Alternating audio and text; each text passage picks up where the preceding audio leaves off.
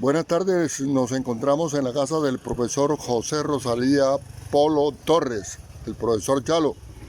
El propósito es hacerle una entrevista sobre cómo eran los carnavales en su generación. Cuéntenos algo sobre eso, profesor Chalo. Buenas tardes, Héctor. Gracias por esta invitación. Soy una persona de 73 años de edad y a la edad de 6 o 7 años ya yo participaba en el carnaval porque era hijo de un señor, lo llamaban aquí también Chalía, era dueño de 2 salones y junto con él habían otros más, que era el salón de Felicita, el salón de Luis Jiménez, el salón de Pedro Julio, el salón de Pinilla, por el barrio Palenque, el de Susana y Carlos Yancy en La Mochila. ¿En qué consistían esos bailes? Esos bailes, pues, a esos bailes venían los sábados y domingos de precarnaval, venían mujeres de Salamina, de la zona bananera y del Atlántico, mujeres a quien se le llamaban saloneras, porque venían especialmente a bailar en esos salones. Y además de divertirse, venían a resolver su situación económica, pues cada baile le representaba a ella cierto dinero. Entre más bailaban, más ganaban.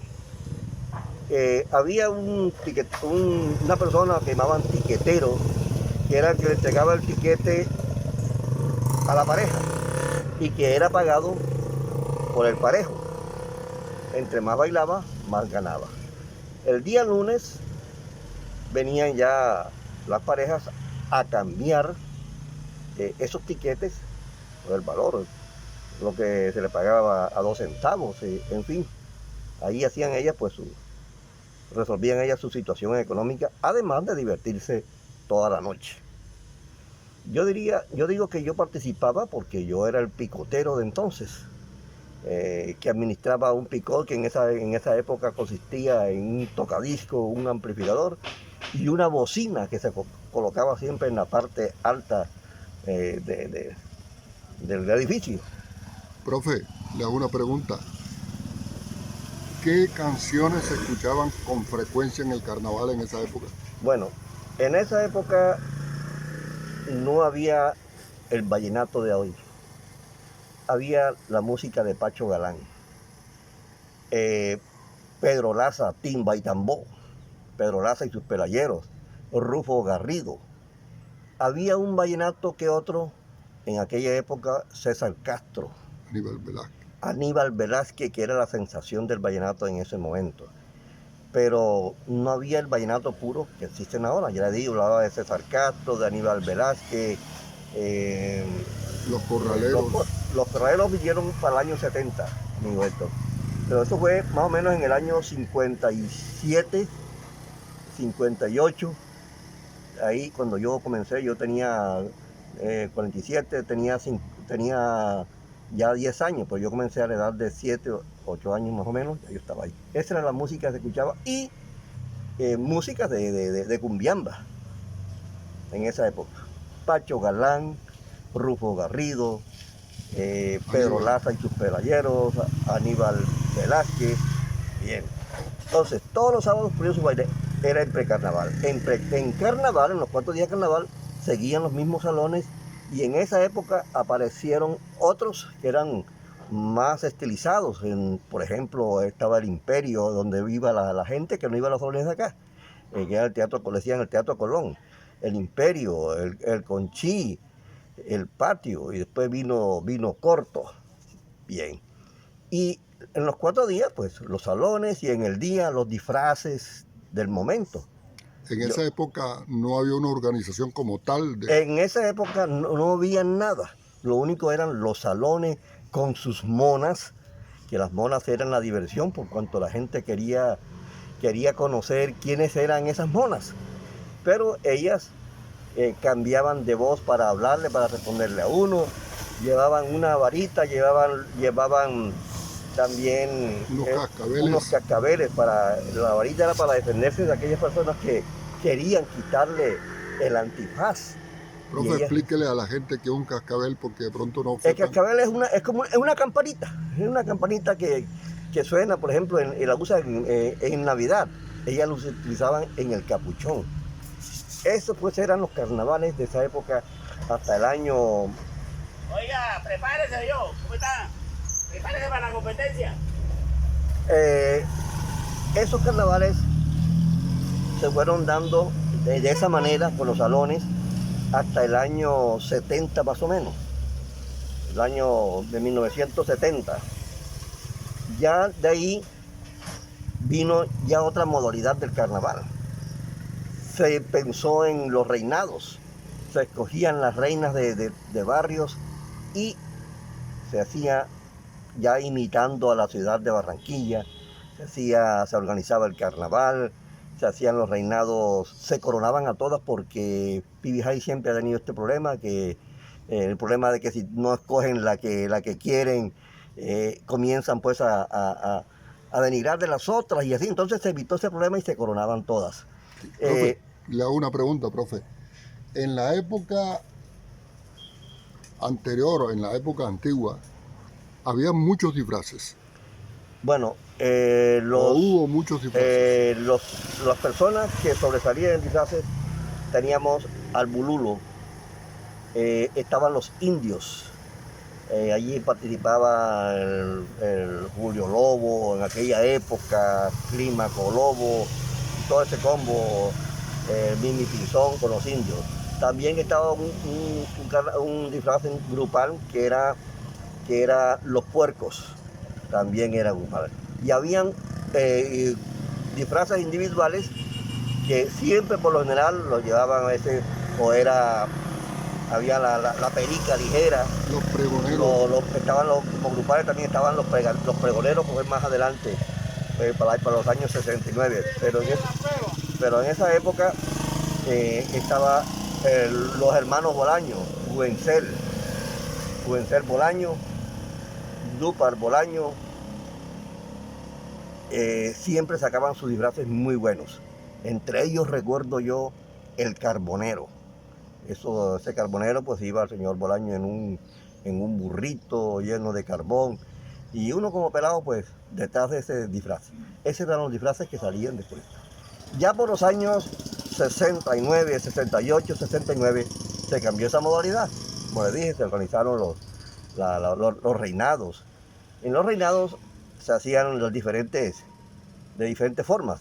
Se hacía, por ejemplo, la gran batalla de flores, se hacía el acto de coronación, se hacía el concurso de comparsas en que cada reina pues, presenta sus disfraces.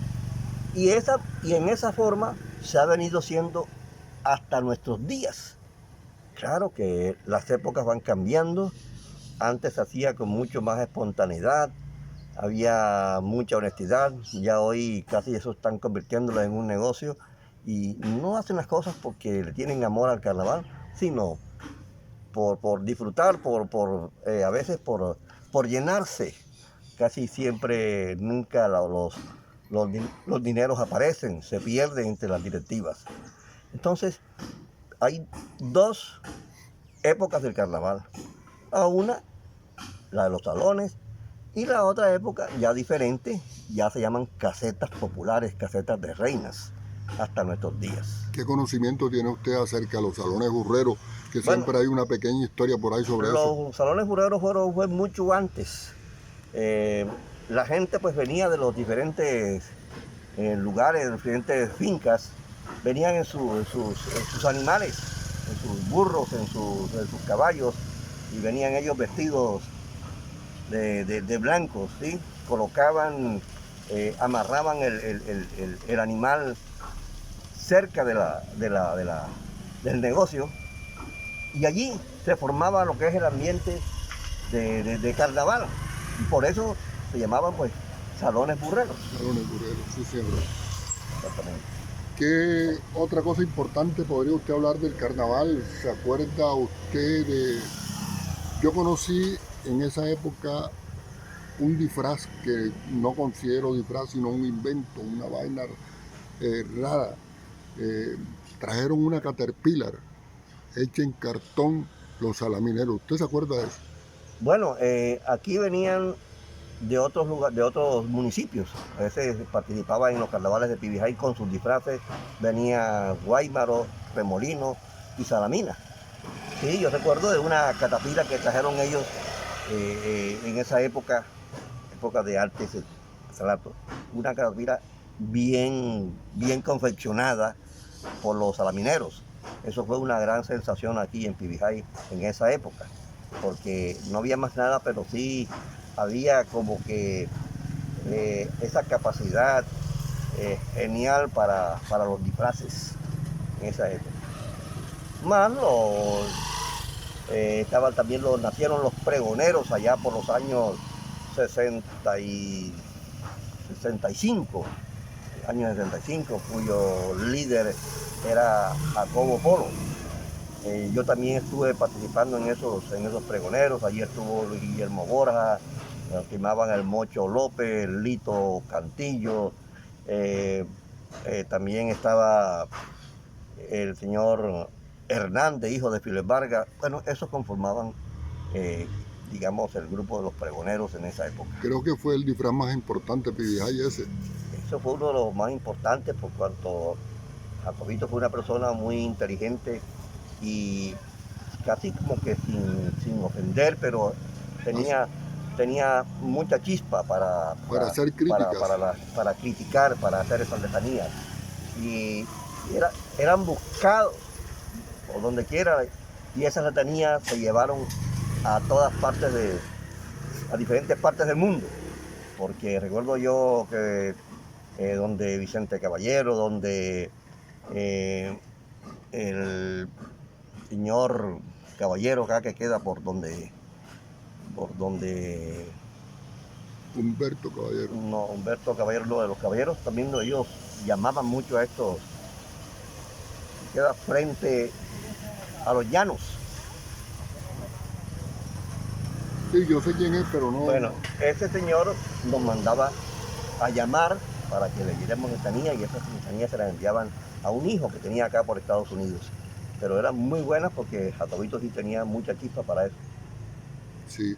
Bueno, gracias, profesor Polo, por esa intervención, por informarnos acerca del carnaval de antaño y el de ahora, porque está relatando las dos épocas, la pasada y la presente y la mediana. Es importante que la juventud de hoy se entere cómo eran los carnavales en el pasado y cómo se hacían los bailes, cómo eran las casetas, cómo fue cambiando toda esa época. ¿Tiene algo más que decir, profesor? No, que antes, a pesar de que las mujeres andaban con las caras tapadas, nunca se presentó ningún problema grave. Era un Pibijay sano, un Pibijay en que todo el mundo podía salir y no pasaba nada. La maicena. La maicena era la que hacía pues también el carnaval, estuvo presente en todos los carnavales. Ya la maicena se introdujo también más ya cuando comenzaron los reinados, porque de ahí también se hacía lo que era se hacía la batalla de flores, se hacía la batalla de maicenas. El 20 de enero, ¿puede contarnos algo del 20 de enero? El 20 de enero fue siempre 20 de enero como el de hoy, pero era masivo. Salía todo el mundo a mojar, especialmente, pero a mojar, a echar agua, no a echar lo que se echa hoy, sucieza. Sí, siempre ha sido 20 de enero. Y de ahí partía el carnaval Pibijay, 20 de enero. Bueno, gracias, profesor Polo, por esa información importante para que la juventud, los niños de Pibijay conozcan cómo se inició el carnaval en Pibijay. Cuando se cambió esa modalidad, entró lo que se llamó la tambora del magisterio, que fue paralelo pues a los actos de coronación. La tambora del magisterio fue la primera agrupación folclórica que hubo en Pibijay, que fue formada por maestros aquí en Pibijay, por eso se llamó el magisterio. ¿Quiénes conformaban la tambora? Esa tambora la conformamos mi persona, José Rosalía Polo, Franco Samper, estuvo el profesor Bolaño, Bello Yancy, Ulises Palma, que en paz descanse, los que participamos, los percusionistas éramos nosotros. Los demás, pues, tocaban las palmas, nos acompañaban en todo. A tomar el traguito. A tomar el traguito, a servir el trago. Pero entonces allí estuvimos como músicos, podríamos decirle, Franco Samper, estuvo Rafael Pérez Ortiz, estuvo mi persona y estuvo Ulises Palma. Más adelante, con el tiempo, pues algunos maestros se fueron yendo, pero yo mantuve viva la tambora del magisterio hasta nuestros días. Después entró el profesor Alcibarito más adelante, el profesor Luis de Armas, en fin, pero esa fue la primera agrupación musical folclórica que estuvo en Pibijay.